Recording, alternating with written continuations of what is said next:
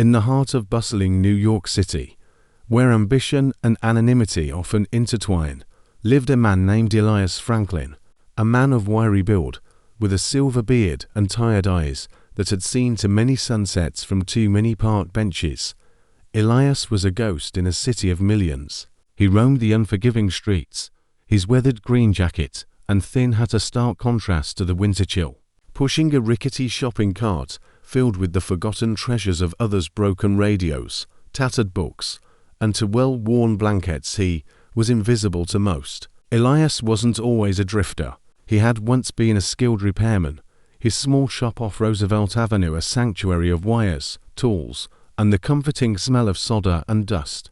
He'd been a husband to Noreen, whose smile could warm the coldest room, and a father to Peter, a son who once called him the smartest man in the world. But life, as it often does, took a cruel turn.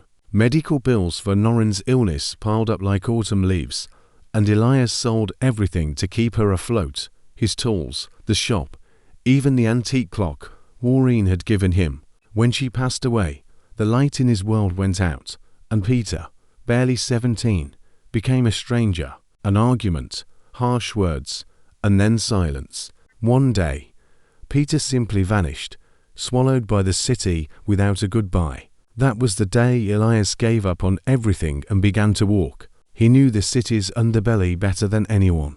He knew which dumpsters held yesterday's unsold produce, which churches served hot meals on Thursdays, and where the warm air vents could be found. He never prayed, never complained, he simply existed. But one bitter November morning, everything changed. The sky was a heavy, bruised grey as Elias trudged down Broadway, cutting through the alley behind Westwood Grocery. The dumpster, a massive green container, was almost overflowing with discarded bread and wilted lettuce. As he shuffled past, a sound, faint and thin, cut through the city's drone. It was a cry, a desperate, high-pitched wail that was too profound to be an animal. Elias froze. He turned and, with a trembling hand, lifted the heavy lid. There, nestled between two sodden garbage bags, were two newborns, barely wrapped in a thin cloth. Their dark skin was cold to the touch. One, a boy, was wailing softly, while the other, a girl, lay motionless, her eyelids fluttering weakly. Elias's breath hitched. In that instant, he was no longer a weary drifter. He was a man with a purpose. He peeled off his own jacket, a pathetic shield against the cold, and wrapped the tiny bodies inside, holding them tight against his chest. "You're okay, little ones," he whispered, his voice cracking. "I've got you now." He didn't think, he just moved.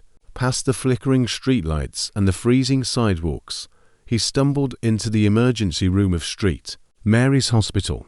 His knees ached and his arms were numb, but he didn't stop until he reached the front desk. The nurse gasped at the sight of him. "Please," Elias said, the word a ragged plea. "Help." The hospital erupted into a frenzy of activity. Doctors and nurses swarmed the infants. A pediatric team was called, and warmers were rushed in. Elias stood outside the treatment room, soaked with sweat and snow, watching every second as if his own life depended on theirs. A nurse named Clara approached him gently.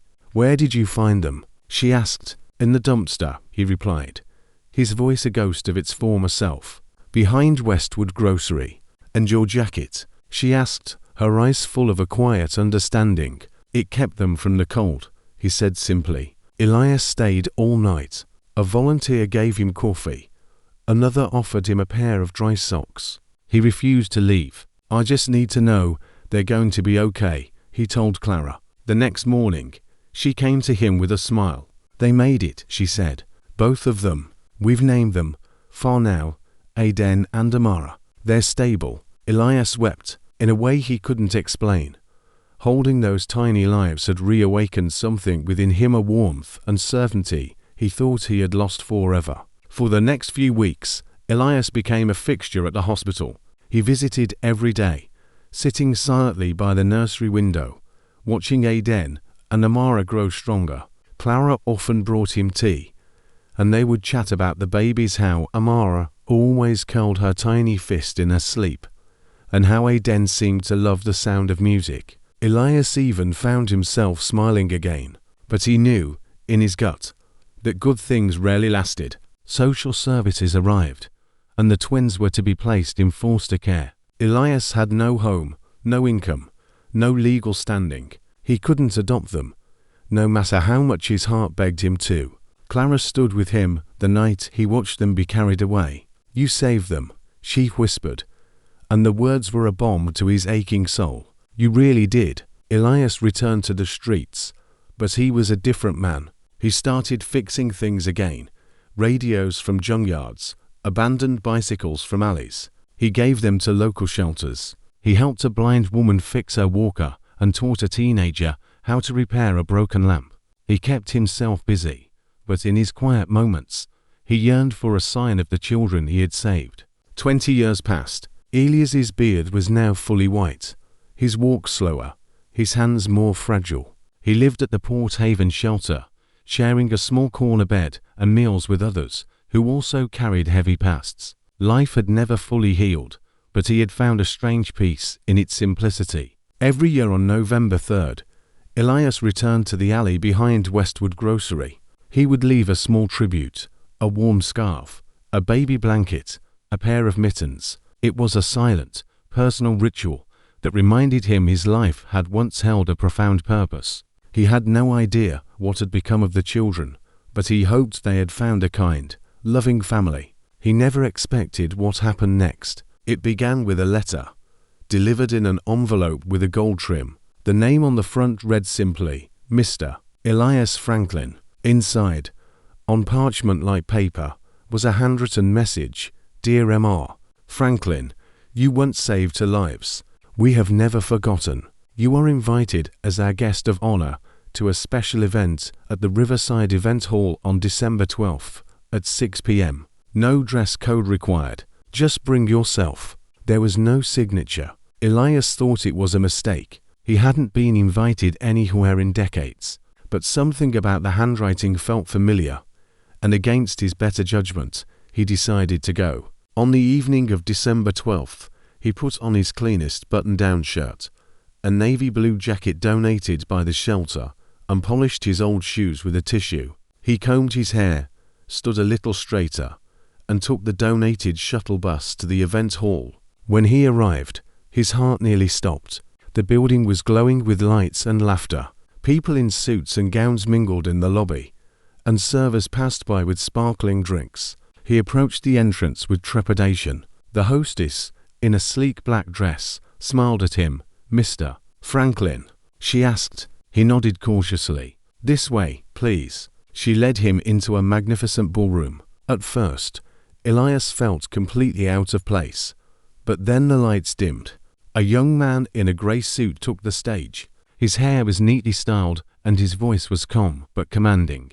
"Good evening, everyone," he began. "Tonight, we are gathered not for a charity, but for a legacy." A second man in a dark blue tuxedo joined him, taller, broad-shouldered, with an easy smile. 20 years ago, the first man said, "My brother and I were left to die behind a grocery store dumpster. We don't remember that day, but we do remember the man who gave us life." The second man smiled, his eyes glassy with emotion. A man with nothing but a tattered jacket.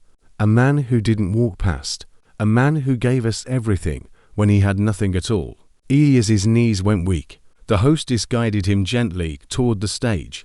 The entire room rose in a standing ovation.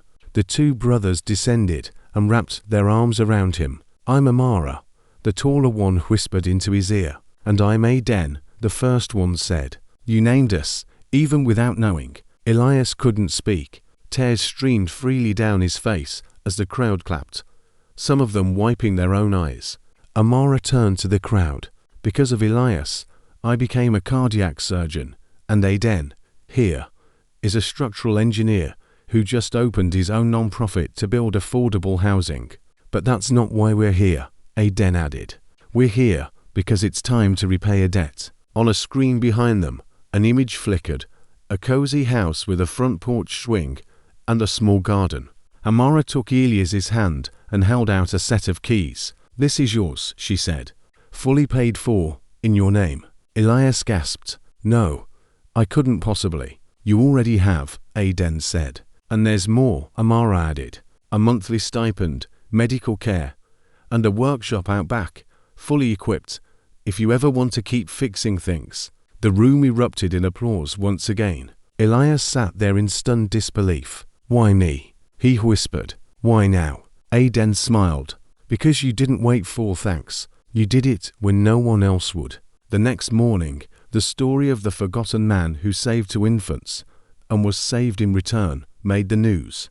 2 weeks later, Elias moved into his new home. Neighbors welcomed him with casseroles. Kids brought him old radios to fix. And every Friday, Amara and Aden came over with groceries and updates on their latest projects. Sometimes they laughed. Sometimes they just sat in comfortable silence, simply enjoying the presence of the man who had saved their lives. And Elias, in turn, looked at them with the same awe, not because of their success, but because, in the end, love had come full circle. The man who had once been a ghost in the city had a home, a purpose, and a family.